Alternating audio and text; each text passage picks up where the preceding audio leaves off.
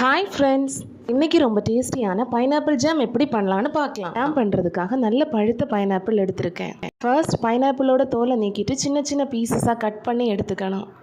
தென் ஒரு மிக்ஸி ஜாரில் கட் பண்ணி வச்சுருக்க பைனாப்பிள் பீசஸை போட்டு நல்ல பேஸ்ட்டாக அரைச்சி எடுத்துக்கணும்.